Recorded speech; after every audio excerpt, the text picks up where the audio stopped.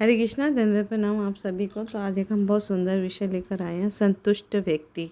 तो भगवत गीता में, भागवतम में बारंबार भगवान श्री कृष्ण बताते हैं कि वो व्यक्ति बहुत संतुष्ट होता है, जो अपने आप ही जो उसके जीवन में लाभ मिलते हैं उससे वो संतोष अनुभव करता है, और जो सफलता और असफलता में स्थिर रहता है ना, सुख और दुख में विचलित नहीं होता, है ना। और कभी किसी से ईर्ष्या नहीं करता। तो और द्वंद्वों से मुक्त है, सुख दुख लाभ हानि जय पराजय इन सब से मुक्त है। तो वो इस भौतिक संसार में बनता नहीं है, और वो मेरा परम प्रिय है। तो भगवान उनसे बहुत प्रसन्न होते हैं जो इन द्वंद्वों से मुक्त हो जाता है ना, और इनको सहना सीख लेता है। तो आध्यात्मिक जगत में क्योंकि ये जो संतुष्टि है ये हमें कैसे प्राप्त होगी, तो संतुष्टि का प्राप्त करने का सबसे सरल मार्ग बताया गया है कि जब हम जिसके अंश हैं, मतलब पहले तो हमें ये समझना है कि हम कौन है। हम आत्मा हैं, हम ये शरीर नहीं है। और हर जीवात्मा, हर आत्मा जो है वो परमात्मा का अंश होती है। परमात्मा श्री कृष्ण है। तो जब हम हर अंश अपने अंशी की सेवा करें, भगवान की तुष्टि पुष्टि प्रसन्नता के लिए कार्य करें, तो वो उससे उसे परम तुष्टि मिलेगी। क्यों? इसका एक एग्ज़ाम्पल मिलता है। जैसे एक मछली है, मछली को हम जब पानी से निकाल के ज़मीन पे रखें और उसे सुख सुविधा प्रदान करें, अच्छा खाने को दें, अच्छा रहने को दें, अच्छे वस्त्र दें, पंखा आदि करें, पर वो सुखी नहीं रह पाएगी जब तक उसे जल में ना डाल दिया जाए।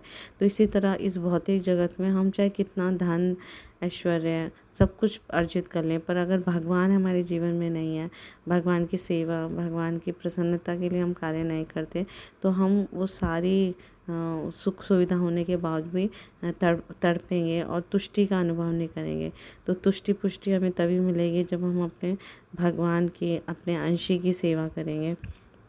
क्योंकि हम भगवान से ईर्ष्या करके इस संसार में आ गए हैं, तो इसलिए हमें ईर्ष्या का भाव समाप्त करना है। तो ईर्ष्या को समाप्त करने का सबसे अच्छा साधन है कि जब हम भक्ति को अपनाएंगे, भक्तों का संग करेंगे और सबके अंदर गुणों को देखेंगे, है ना, और गुणों को ढूंढेंगे, है ना, और गुणों की का गुणगान करेंगे हर भक्त के अंदर भी और अभक्त के अंदर, तो हमारे अंदर की सारी ईर्ष्या समाप्त हो जाएगी। तो जब हम भगवान श्री कृष्ण की सेवा आराधना करते हैं, जो कोई और नहीं है, स्वयं कहते हैं भोक्तारम यज्ञ तपसाम सब लोक महेश्वरम, मैं सारे यज्ञों का और सारे सब तपस्याओं का भोक्ता मैं हूँ भगवान। तो जब हम उनकी सेवा में लगेंगे तो ये तुष्टि पुष्टि हमें मिल जाएगी। क्योंकि ये जो मनुष्य जीवन है वो कुकरों सूकरों की तरह, पशुओं की तरह इंद्र तृप्ति के लिए नहीं मिली, ये भगवान की सेवा करने के लिए मिली है, तपस्या करने के लिए मिली है। तो हमें अब भगवान को, जब हम कृष्ण को केंद्र में रखेंगे, अपने घर में, अपने हृदय में जब केंद्र में रखेंगे, तो सारा कार्य उनकी तुष्टि के लिए होगा। हम भगवान की जैसे हम घर में कुछ भी लेकर आएँ, कपड़े लेकर आएँ, सब्जी लेकर आएँ, फल लेकर आएँ, है ना, या घर का सफाई करें, तो भगवान, हमारे मन में भावना है कि मैं भगवान का मंदिर साफ़ कर रहा हूँ, भगवान के लिए प्रसाद बना रही हूँ, या ये कपड़े भगवान के लिए आए, तो सब कुछ हम जब उनको अर्पित करके स्वीकार करेंगे, तो हम इस भौतिक जगत से बंधेंगे नहीं और तुष्टि का अनुभव करेंगे। तो जीवन के सारे असंतोष जो हैं वो ख़त्म हो जाएंगे। तो और हमें पूर्ण रूप से जब हम भगवान पे निर्भर होंगे, भगवान कृष्ण पर शरणागत हो जाएंगे 100%, वो जो भी दें, जिस भी हाल में रखें, है ना, ये समझें कि हम, ये भगवान की इच्छा है। तो चाहे हम सफल हों या असफल हों, दोनों ही उसमें श्रेय हम भगवान पर निर्भर हों। सफल हों तो सफलता का श्रेय भगवान को दें, असफल हो तो हमें हार नहीं माननी, दोबारा से प्रयत्न करना है। तो इस तरह से भगवान हमें सफलता देंगे और हमारे जीवन में संतुष्टि बढ़ाएंगे। तो इसका बहुत सारे अनेक उदाहरण मिलते हैं कि कैसे कैसे भक्तों के जीवन में इतनी बड़ी बड़ी विपत्तियाँ आई, फिर भी भगवान की भक्ति नहीं छोड़ी। तो बहुत सुंदर उदाहरण मिलता है कि प्रहलाद महाराज, जिनके पिता उनको कितने सदा कष्ट ही देते रहते थे, इवन उनको मारना तक चाहते थे, और बहुत, लेकिन इतने छोटे बालक होते हुए भी भगवान के प्रति उन्होंने श्रद्धा, दृढ़ विश्वास छोड़ा नहीं, भक्ति भक्ति छोड़ी नहीं, भक्ति में और दृढ़ हुए और बढ़ते रहे।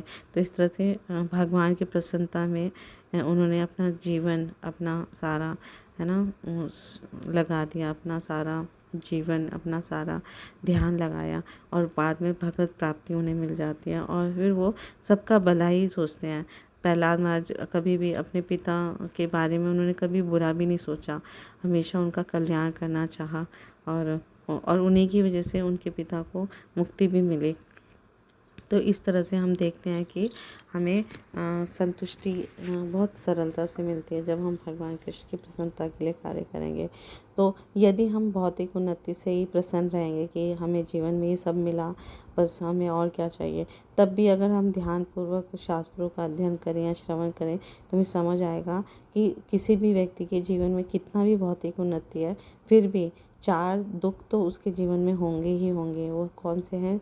जन्म, मृत्यु, जरा, व्याधि, दुख, दोषानुदर्शनम। तो ये जन्म का दुख बहुत होता है, मृत्यु का तो हम सबको पता ही है कितना दुखदाई होता है, और जरा, कोई भी चाहता नहीं कि वृद्धावस्था उसका किसी के जीवन में आए, है ना। वृद्धावस्था का निवारण करना चाहता है, क्योंकि वृद्धावस्था में उसका शरीर अशक्त हो जाता है।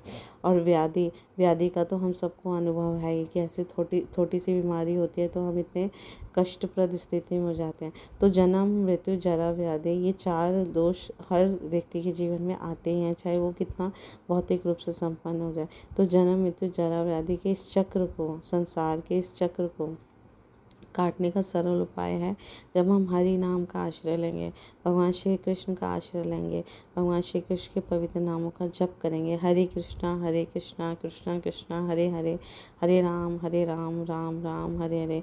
अथा तो ब्रह्म जिज्ञासा करेंगे कि भगवान कौन है, मैं कौन हूँ, मेरा भगवान के साथ क्या संबंध है। इसके लिए ये मनुष्य जीवन मिला है।